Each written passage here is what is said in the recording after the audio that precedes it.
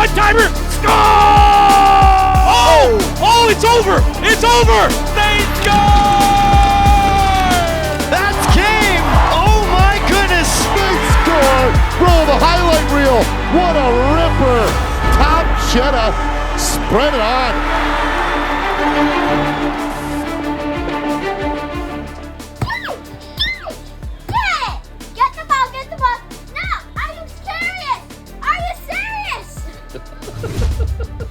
There's my daughter, Audrey. Her impression of me laughing at me after the San Francisco 49ers lost the Super Bowl on Sunday. Big Niner fan, as you can probably guess. Welcome into HNLive today. I'm Shawn Mullin along with Dave Dawson. And Dave, it was a painful Sunday for me and other Niner fans while the rest of the world was obsessed with Taylor Swift and Travis Kelce. I got mocked by my 9-year-old. Well, yeah. Our Super Bowl dreams crumbled again. That's sports, isn't it? Right? You live for those high moments, but the low moments really punch you in the stomach. Well, if you're going to get mocked, 9-year-olds are generally the good place to start. So that's awesome. I seem to find myself with a lot of Niners fans, including one of them that was in Las Vegas and amongst a party there. Started out well, and the Swift meltdown, I guess you can call it. But, I mean, who am I to bug?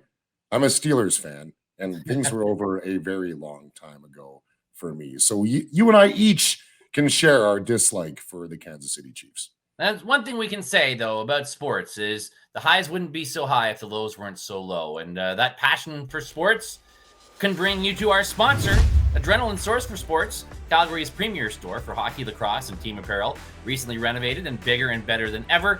A one-stop shop for all your sporting goods needs. Visit us online at adrenalinegroup.ca. We fit your game. Dave, we had a chance to work together in a different capacity this week, and it was kind of a culmination, a full circle moment a little bit, wasn't it? Yeah, it was kind of cool. As I was starting on my new venture with the Edmonton Oil Kings over this past week, having a look at the calendar and picking out the first stops along the way, and we'll go back to Friday I shadowed, and then Sunday I was in Calgary for the first game against the Hitmen. And I kind of laughed and looked at the calendar and thought, okay, so Calgary, I haven't really followed the Western League in a number of years. Steve Hamilton, head coach of the Calgary Hitmen, just ran into him at the Rocky Mountain Classic back in November. He was volunteering and hanging out there, had a bit of a chat with him. And naturally, I knew Steve back from my days when I was working for the Western Hockey League on Shaw in Edmonton years ago. And when he was the coach of the Oil Kings then, so did a number of interviews with him. And of course, Reese Hamilton, a defenseman for the Calgary Hitmen, who we've done a number of NAX events, including the Canadian Crown, where Reese Hamilton was one of the top players in that event. So that was kind of a neat stop for me to start the trip out. Then when I had a look and thought, oh, well, I got to stop in Swift Current here. Why don't I reach out to my good buddy Shawn Mullin and see if he wants to come on the air and do color for me, which is kind of a full circle blast from the past, considering how we met back in 2012, I guess it was. It's the Oil Kings and the Broncos for the second of 5 meetings. Dave Dawson, pleased to be joined by longtime buddy Shawn Mullin. So pleased to have the longtime voice previously of the Swift Current Broncos. Tie up a stick, Jets in front, blocked by Olkos, and a huge one to keep it scoreless. Geeky, he scores. The puck came right to Connor Geeky. If there's any worse possible player to have the puck than Philman, it might be Geeky if you're an Oil King fan. And when I was the broadcaster for the Swift Current Broncos, and you came on in a game in Medicine Hat and did color for me, so it was fun, and it started a friendship that's lasted a long time and has crossed paths in a much more substantial way with HNLive, and so it was fun to get a chance to play that role for you and to see your career come full circle that way. I mean, Dave has done interviews on a Western Hockey League bench. He's done color for Western Hockey League broadcasts. Now getting to be the voice of a Western Hockey League team. It's certainly shown the growth of you as a broadcaster and a great opportunity that you've earned. And I'm sure it's been a lot of fun, despite the struggles for the team on the ice. Quite a unique experience. And getting to sit in with you, it was unique that way, but also the first time that I've been up in that broadcast area of the Innovation Plex in a long time, because I haven't been the broadcaster for the Broncos since 2019. So a lot of memories. I hadn't been in that media room in 5 years. So, I ended up having to go down there, check it out, and grab some free pizza while I could. So that left me, seconds to spare before getting onto the broadcast. But us broadcasters and free food, if we're anywhere near around it, we got to grab it. So, and some free pizza he did grab a lot of. There was a lot of free pizza that he did grab. But it was a surreal moment for me because, you and I connected. I was living in Medicine Hat and you were living in Swift. And then we kind of kept in touch loosely over the years. And then, it'd be a good time to dive into a bit of the history of how you and I both ended up with HNLive. And so when I was working for the Sherwood Park Crusaders in the then Alberta Junior Hockey League, I was just doing color commentary for them, and I was doing weekly interviews with some of the coaches as they made their way through as a feature for the AJHL. And I got a call to do a Hockey Canada event, color commentary for the World Junior A Challenge, and it was in Bonnyville. So it was a last-minute call. There was a guy who couldn't make it, so I made my way out to Bonnyville and drove out there for the first time, got to the hotel on the first night, figured, okay, I'll just, roll in, get a bite to eat. And so I pull up into the lounge and, sit at the bar there and just open up the menu and order some food. And guy sitting beside me, I'm like, oh, hey, man, what do you, what's going on? What's your name? How you doing? He's, oh, I'm just here engineering for Hockey Canada event. Like, oh, well, that's kind of cool. I'm doing color commentary. What's your name? Oh, my name's Corey. Oh, hey, Corey, I'm Dave. And as the tournament wore on, turned out that that's Corey Bro, the owner of HNLive. And he mentioned to me, well, yeah, I got video and I got the contacts for this and this. And Larry Feist is a Hockey Now magazine. And we're trying to, kind of carve a different journey in the amateur and minor sports. We're looking for someone to help out with some of the front end stuff, right? We got the contacts and want someone to kind of be the voice of some of the events. And I said, well, I'm pretty free right now. I'm just doing color for the Sherwood Park Crusaders and nothing much else. Okay, well, let's team up. Okay, cool. So we kind of became best friends over the weekend. And then as we left the event... We just became best friends? Yep. We just became best friends. A Step Brothers quote. So then fast forward that story, mid-December, we thought, okay, well, if we want to start doing some events, that's how we're going to kind of create this product about doing events. They have, the experience with Calvin Bellows and Corey together and all the gear and all the NHL shooting. So our first event was the Junior B Provincials in Wetaskiwin, and the one following that was the Allen Cup in Lacombe. And here's a 2-on-1. Heisey's got Fergus streaking at the net. Heisey takes it, fires, scores!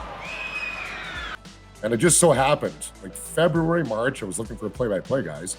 I text my buddy Shawn Mullin, and it worked out that he was free at that time. It was crazy. Well, the timing for me was, you hear that expression, and it seems like such a cliche. The one door closes, the other opens. And Norris. Generals take the lead. A power play goal. Literally, maybe a few days after I found out officially that the Broncos and the radio station that I worked for couldn't come to an agreement to continue their broadcast contract. And I'm a pretty passionate guy. It was a pretty devastating moment at that time when that happened. But getting that call from Dave, it was like new life, a new opportunity. It was a chance to realize there was life after this Broncos broadcast contract, and I could continue on. And so it was a real exciting moment. It was a real special moment. And I know my first impression was, okay, I'm going to go stream something. What's that like? But it's just a chance to keep broadcasting. When I got there and saw what the operation was like, and that I was working with NHL camera people, and that we were doing setups with, introductions and images of the cup in the outside building. And it was a really professionally done event with replays and everything. And I realized this is the kind of company that I could really be involved with and sink my teeth into working with. And I think, the company itself had so many opportunities, delayed a little bit by going through the pandemic. But now we've seen the growth happening and the opportunities that are happening in this world of, high quality professional streaming. And the sky's the limit, and they're great people to work with, Dave notwithstanding, but great people to work with. And the variety of opportunities, the places we get to go. And one of the great things about it is the events that we do at HNLive. A lot of times it's kind of new for the players and the teams involved to have that kind of broadcast. And so the excitement and the appreciation involved in it, it really it kind of gives you that extra little bit of energy when you're involved in something.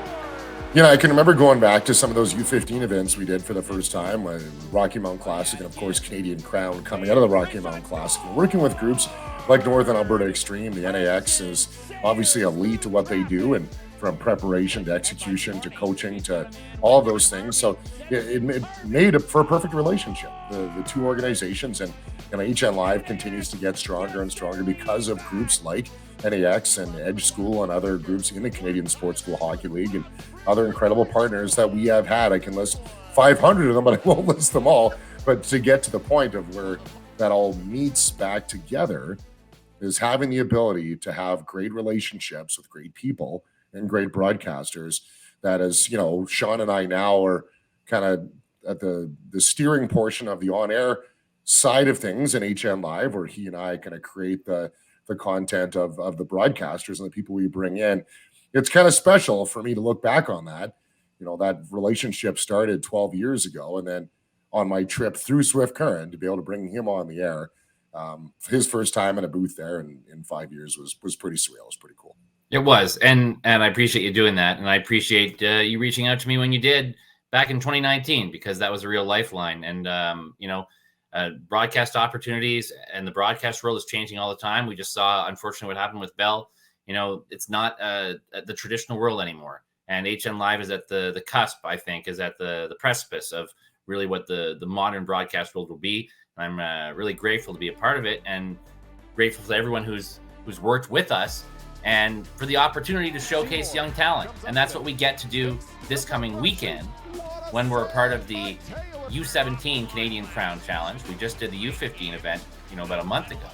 Now this U17 event's coming up. And with that, we're going to get to see if NAX can once again defend their home ice.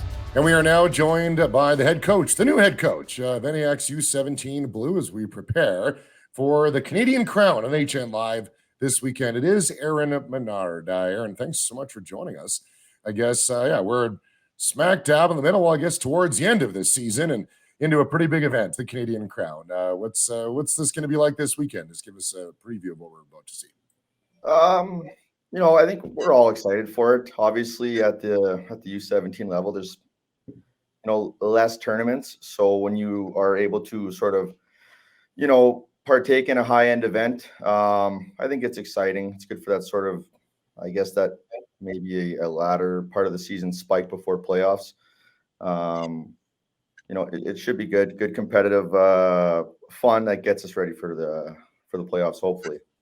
How much pressure do you feel, or do you feel pressure at all, knowing that in all these Canadian Crown tournaments, NAX has won every one of them? So that streak is kind of on the line going into this weekend. Yeah, you know what? I wasn't even aware of that. Probably adds a little bit of pressure. Honestly, not really. Not a ton of pressure. You do your best and you see where you end up. But if I'm being honest, that comment probably just threw a little bit of gas on the fire there for me too. So it's all in good fun. So we'll make sure that'll be the most trending clip coming out of this podcast. That's awesome. Ehren, when you look at some of these events, and obviously in the prep school side of things, they're pretty common to have some of these tournaments and playing against some of the club teams and the prep teams. What's it like for the players pushing on into some of these events? And obviously U17, most of them have already been drafted in the Western League, and now are having looks as to what their future will look like. So as the grind towards the end of the season comes, how different is the preparation for some of these events as compared to earlier in the year? I think in the late parts of the year, you're sort of a little more in tune with your rest patterns. You're a little more selective with your days off, rather than just saying like, yeah, we're going. We get back late last night and we're going this morning too. So you try to sort of be a little more selective with it. And I think, you got players that, have a plethora of options for next year. And then you have guys that are really still trying to open some doors for themselves. So, I think that, overall, some guys are probably feeling some pressure around that side of it. But I think, yeah, at the end of the day, it's just sort of, it's a grind one way or the other, right? So it's a long year, and sometimes it feels like it goes by in the blink of an eye. And, but here we are, I guess, trying to do our best to be ready and as sharp as we can for the tournament that NAX has always won. Well, I want to ask you about that roster. You got NAX Blue, some ties to the Oil Kings. Parker Snell between the pipes. I know a number of Oil Kings fans are excited about what the future can bring, what he can bring for the future. What's he been like to have, and what makes him special on your roster? Well, it's we feel very lucky to have him. That's for sure. Everything about Parker is high end, and it kind of screams high end when you watch sort of his daily process. Just with respect to sort of how he sees the game, he always knows. He was telling me this morning about a couple goals against that he had in his varsity season, and that's just him. His recall is incredible. And you can always talk to him about what to think, and he sort of always knows which ones he could have and should have, and he believes that there's really not a puck he can't stop, and I think that's sort of just his mindfulness of exactly what's going on all the time. I think that's kind of, what puts him a cut above, in my opinion.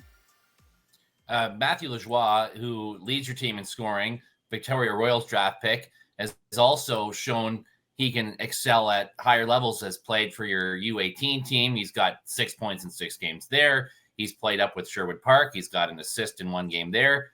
What is it about him that no matter where he's playing this year, he's finding a way to excel? For me, it's a pretty easy answer. It's upstairs with Matsy. I think he's a very detailed kid. He's a very detailed learner. His anticipatory skills are real sharp. And I was on the bench even yesterday with the U18s, and he played. And he's just sort of his timing is so good. He's always sort of in the right spot at the right time.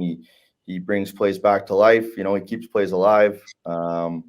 Just a really smart, high level IQ hockey player. And I think that's, without a doubt, his greatest weapon. Obviously the cousin of Mark Lajoie, who just tied the all-time Oil Kings record as a defenseman, Connor McDonald, with 19 goals on the weekend. Do you see similarities in the two guys when it comes to their approach to the game? Yeah, I think so. I think it's funny. I mean, no path is the same, right? And they've sort of been on different paths. Mark was, real strong and physically ready at a young age, and Matsy's just sort of on his own path and development curve, and he's making his way. But I think they're pretty close too, and they talk a lot. And I think that Mark helps him, and I would say that their approach to the game with respect to what they want out of hockey is probably, very, very similar. Now, at the U17 level, as opposed to the U18 level, you'll get more of the players who are kind of your later round draft picks and who have more, warts or in their game where they are still developing. They're not as fully formed maybe as some of the other players are. So what's your approach that way in trying to get these players to take that next step, right? Because if you're a first or second rounder, yes, you still have to develop, but you're more of a fully formed player. Those other guys who are 7th, 8th, 9th rounders are guys who are picked on potential. So how do you see that job as different in your mind, coaching a team like that versus a U18 team? Well, I think one of the good things and one of the draws to NAX is that there is a developmental focus. 2 practices, no matter what, our development days with skills coaches. Like, I'm not able to say, hey guys, I play Wednesday, can I not do skills Tuesday? It's not an option. And so I think that's sort of a big part of, why players at that age would really want to come here. And I think that, obviously there's probably a little less polish and maybe those longer runway type players. I guess you just sort of do your best to individualize it, and meet with the player and have a good amount of meetings. We do individual development plans where we sort of, not grade them, but touch on potential within those areas. And so I think that's just a very important tool to use at the U17 level. Talk about the field of this event. And every time we've seen a Canadian Crown tournament, we see some of the best teams in that age group, wonderful competition, some great games, and some unbelievable talent. So what are you expecting going into this weekend, the level of competition you'll face and what the tournament's going to be like? Well, it's kind of a crossover with club and sports schools, right? So I think you get the best from each league. Edge is always good, we know that, and then both their teams are here with very impressive records, both NAX teams, and then you get your KC Centennials and your Calgary North Stars and your top club teams as well. And it's sort of that's always a story that sort of writes itself, it seems like. But it's going to be hard. It's never mind win the tournament. It's going to be hard to win your pool, I think.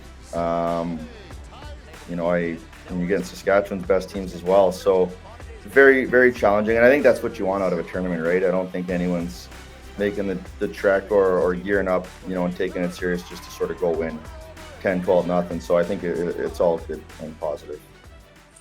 Well, we really appreciate your time, Ehren, the brother of Brennan Menard, who's the head coach of the Sherwood Park Crusaders in the BCHL. How often do you keep in touch with bro? Every day, multiple times a day. He's my brother, but he's my mentor, and he's the guy that I, ask all of my questions to. So yeah, I mean, without question, it's every morning, usually around 5:30, we'll connect for the first time, and then right throughout the day, and then generally on his drive home or mine, we'll reconnect again, and often in the evening. So yeah, no shortage of communication between him and I. Well, he's a guy that I've had a chance to chat with a number of times, and I'm sure, and I know he's watching this, and a guy I have a lot of respect for, and continually growing respect for you the more times I get to interact, and really appreciate you making time for us today, Ehren. Thanks so much. Best of luck this weekend. Yeah, appreciate it, guys. Thanks for having me. Great interview, Ehren Menard, the new head coach, former head coach Kyle Chipchura. Well, last time we had the U17 Crown back October 2022, and Chipchura now the development coach for the Edmonton Oil Kings. Isn't it great, Mully? How those things just seamlessly tie together sometimes. It is. And then you mentioned his brother being the head coach for Sherwood Park, and they would have normally had a place on these rankings in the top 20 of the CJHL. But of course, with everything that happened and them moving on to the BCHL, that totally upended what we're looking at in those rankings and in what teams we may see when HNLive gets to partner with Hockey Canada to broadcast the Centennial Cup this year. Still haven't got used to saying the Sherwood Park Crusaders of the BCHL, but hey, this isn't the format to talk about it. If you want to get some fun, you can just search it on social media and fill your boots. I will put my vote in for, I think, though, the Collingwood Blues. I think they put on a great show last year at the Centennial Cup. Noah Pack. Pack it up, pack it in, let me begin. I remember. I don't want to get off my soapbox, but I think the Collingwood Blues have a good shot at winning the national championship this year. Flin Flon Bombers a top-ranked team right now, and the only thing about them going to a competition like the Centennial Cup is they give up their home ice advantage, which I think in all of Junior A hockey has got to be the most distinct home ice advantage there is. You chuck that moose leg on the ice, and you have that instant feeling of intimidation. But that's going to be a wonderful tournament, regardless of what teams have left. There's still an immense amount of talent across the country, and we look greatly forward to seeing the Centennial Cup this year, Dave. In Oakville, Ontario. Mully has roots not too far from there, so we haven't decided which one of the two of us will be there, but it will be one of us. We're excited to do that, and obviously we got the TELUS Cup coming up, the ESO Cup, and the World Para Hockey Championships as well. So much going on at HNLive, and we love our partnership with Hockey Canada and a number of the other groups that we get to hang out with throughout the 12-month calendar year. And one thing that we do have coming up in the summertime is going to be lacrosse, and I know, Dave, you were telling me that one of the players who featured on some of our lacrosse broadcasts got an honor this week.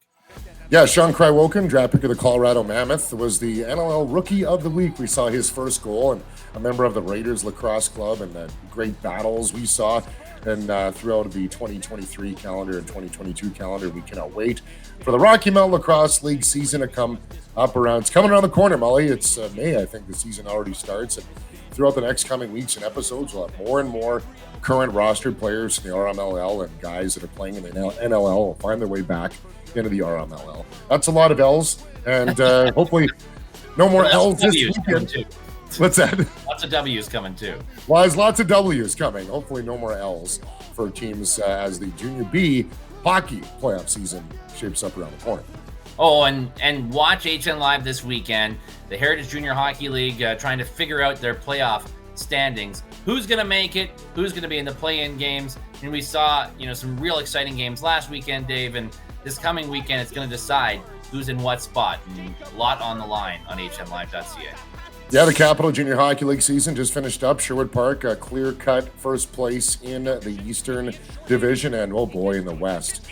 What's happening with the St. Albert Merchants? They're going through some difficulty over recent weeks, and the Morinville Jets right on their heels. In Morinville, the 2025 Alberta Junior B provincial hosts. So I know they're looking forward to that, and there'll be quite a push down the stretch. And in the Heritage Junior Hockey League, there's 5 leagues in Alberta, and Peace River will be the host, and they're not looking so hot right now in their home stretch of their league as they wrap up this weekend too. So Junior B Provincials coming up in the early April in Peace River.